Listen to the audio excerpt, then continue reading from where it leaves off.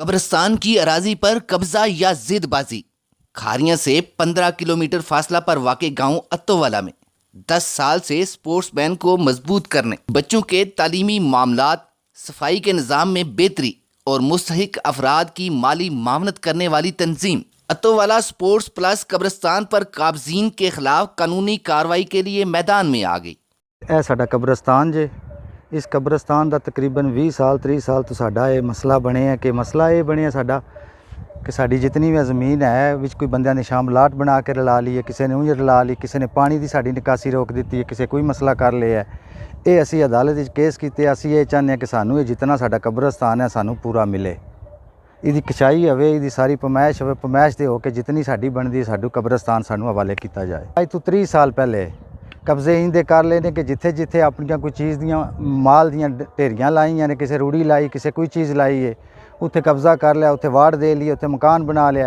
हूँ तो ज़ाहिर नज़र आ रहा है कि अद्धे पिंड नूं नज़र आ रहा है कि कित्थों तक कब्रस्तान साडा पहुँच गया है। साडे पिंड का जितना निकासी का पानी है सारा कब्रस्तान दे विच आए है। 2-3 घरां ने साडा पानी बंद कीते है कि जिहड़ा खोलिया नहीं जा रहा, अगों नाला बंद किया गया है। सरकारी साडा नाला है, उसका फर्ज ने, कागजात ने, सारा कुछ है। कब्रस्तान पानी जा रहा साडा। पटवारी नूं पहले अज तो 10 साल पहले इस कब्रस्तान की पमाइश हुई, पटवारी आए ने, गिरदावर आए ने, लेकिन एक साइड तो कवर हो गया, दूसरे साइड तो जिहड़ा लोगों ने वड़े है इसका फैसला नहीं हो सकता अज तक। क्यों नहीं? उहदे वास्ते पंचायत बहती है, पंचायत का फैसला ये हो जाता है चलो जिसकी बिल्डिंग बनी है बनी रहे तो उन्होंने को मुआवजा कुछ लिता जाए। लेकिन उस मुआवजे ते भी गल्लां होईयां ने, इस पिंड विच बह के स्टाम भी लिखे गए ने, पर पंचायत विच भी गल्लां होईयां ने कि जो कुछ हो गया अगे हो गया, आगे मजीद असीं इस तो नहीं करन लगे। लेकिन उन्हां ते 10 साल बाद अमल नहीं होया। एक घर बंदा फिर आया, उन्हें 10 साल बाद फिर जगह वड़ ली है, जिस वजह तो ये सारा एक्शन होया कि क्यों ये कब्रस्तान सारा वलिया जा रहा है। असीं ये चाहते हैं कि साडे पिंड नूं साडा कब्रस्तान पूरा जितना है ना उतना मिले, असीं उहदी 4 दीवारी करके अपना हिफाजत च लै लीए। इस हवाले नाल जिहड़ा इकट्ठ होया वै ये कब्रस्तान कमेटी के तहत हो रहा वै, जिहदा बुनियादी मकसद ये है कि जिहड़ा कब्रस्तान का जितना भी रकबा है वै उसकी कोशिश की जाए कि उसकी निशानदेही की जाए तो उन्होंने अलहदा किया जाए तो उन्होंने महफूज किया जाए। जो साडी कब्रस्तान की निशानदेही वास्ते एरिया कमेटी ने फैसला किया है कि कब्रस्तान की निशानदेही हो जाए तो असी साडी किसी नाल कोई दुश्मनी नहीं है। भंडी खराबी ना हो, ठीक है। जेडे बंदे ने कब्रस्तान वड़े है वो छड्डन, वो जगह किन दा लहदा करन कब्रस्तान जितनी भी है। साडा ये मिशन है, ये मुतालबा है कि कब्रस्तान की जगह जी है वो लहदा की जाए साइड से, क्योंकि वो सारा साढ़े पिंड का पानी जड़ा ना अगे नाला भी ना बंद किए ना लोगों ने,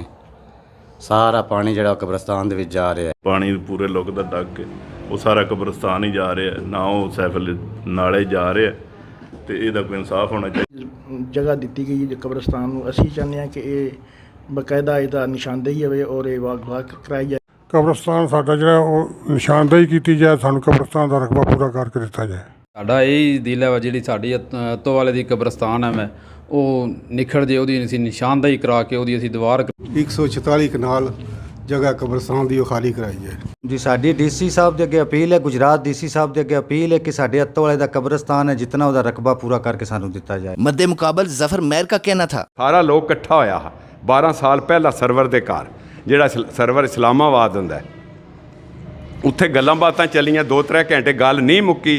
उसके बाद मैं खलो के गल ये कीती, मैं क्या जिहड़ी बंदियां ने शामलाट अपनी वड़ी है ना, कोठियां चढ़ियां ने 50-50 60-60 साल दियां चढ़ियां ने, वो तो 9 पार नहीं है किसी ने देनी, जान की बाजी भी लग गई तां भी। तो जिहड़ी खनगाह है वह वो वाकई ही बंदे जा रहे ने, इन्हूं इत्थे रोक लीए जां इहदे च नाला कड्ढीए ते जां दीवार बनावे। उन्होंने आख्या सारे असीं हिस्से नहीं वंडांदे, एक बंदा साडा जिहड़ा खास है वो वड़ ले। मराणियां विच मैं वड़ ली, टिंडियां विच बिशारत ने वड़ ली, अगे वारस ने कोली है उन्हें वड़ ली, अगे अख्तर बाणी है उन्हें, सारे लैन में अशरफ भट्टी है उन्हें वड़ी। जी नाजरीन, 150 कनाल शामलाट और कब्रिस्तान अराजी। हल्का पटवारी के मुताबिक कब्रिस्तान की अराजी 66 कनाल और 15 मरले पर तजावजात नहीं। किसी ने क्या खूब कहा, अब नज़ा का आलम है मुझ पर, तुम अपनी मोहब्बत वापस लो, जब कश्ती डूबने लगती है तो बोझ उतारा करते हैं। कैमरामैन उल्फत हुसैन के साथ इसानुल हक, खारियां।